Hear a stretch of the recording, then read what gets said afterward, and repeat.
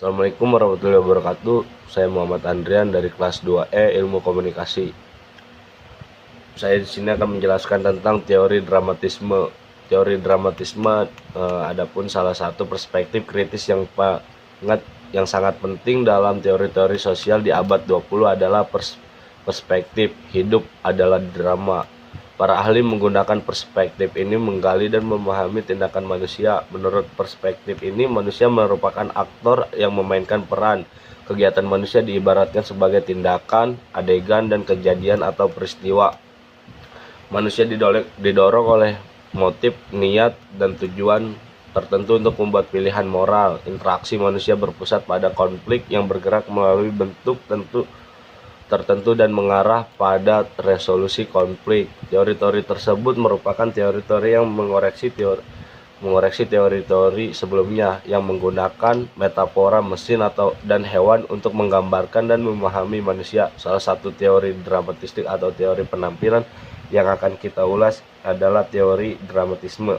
Teori dramatisme adalah salah satu teori komunikasi tradisi retorika yang dikembangkan oleh Kenneth Burke pada tahun 1950-an untuk menganalisa hubungan antara manusia, seperti halnya teori dramaturgi yang dikemukakan oleh Erving Goffman dan teori dramatisme yang terinspirasi oleh konsep dasar interaksi sosial yang dikemukakan oleh penggagas teori interaksi simbolik Georg Herbert Mead, terutama pada digunakannya simbol-simbol dalam interaksi sosial. Dramatisme adalah pendekatan untuk memahami simbol-simbol dalam dunia sosial. Pendekatan ini sangat penting bagi teori komunikasi dan menggunakan simbol-simbol utama yang memilih bahasa sebagai alat komunikasi. Dalam pandangan Burke, bahasa lebih dari sekadar alat. Teori dramatisme telah diterapkan dalam berbagai disiplin ilmu seperti ilmu politik, sosiologi, kritik literasi dan retorika, komunikasi organisasi dan komunikasi interpersonal atau komunikasi antar pribadi. Adapun asumsi-asumsi teori dramatisme, yang pertama adalah satu, manusia adalah hewan yang menggunakan simbol. Manusia menciptakan simbol-simbol, memberikan respon terhadap simbol-simbol, dan memahami keberadaannya melalui simbol-simbol. Menurut Burke, sifat hewani yang ada di dalam manusia dan simbol-simbol memberikan motivasi kepada kita untuk melakukan sesuatu, dan bahasa adalah sistem simbol yang penting.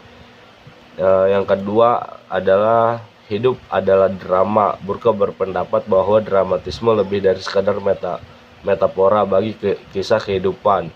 Bagi kehidupan Burke, hubungan antara hidup dan drama bersifat literal daripada metafora. Manusia memiliki peran yang sangat nyata di atas panggung kehidupan sebagai upaya mereka memberikan dampak kepada orang lain. Drama ini mengarahkan jalan bagi individu, kelompok, dan organisasi memandu perilaku mereka. Yang ketiga, simbol dan sistem bahasa merupakan penyaring di mana individu mengalami kehidupan.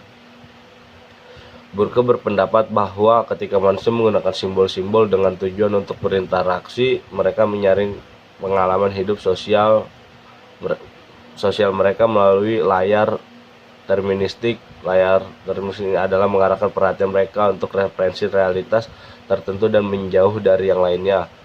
Yang keempat adalah memahami motivasi manusia didorong oleh pengaruh situasional dan proses linguistik. Dalam bahasa merupakan alat yang membantu kita untuk membingkai dan mensimbolisasi pengalaman manusia di dalam situasi sosial. Dan adapun kasus-kasus yang pernah terjadi adalah seperti Andika kangen band, menikah sama banyaknya perempuan untuk menarik popularitas dirinya atau untuk keuntungan kru atau lainnya, agar dia menikahi perempuan-perempuan tersebut, padahal hanyalah sebuah settingan. Hanya itu saja yang bisa saya sampaikan. Terima kasih. Assalamualaikum warahmatullahi wabarakatuh.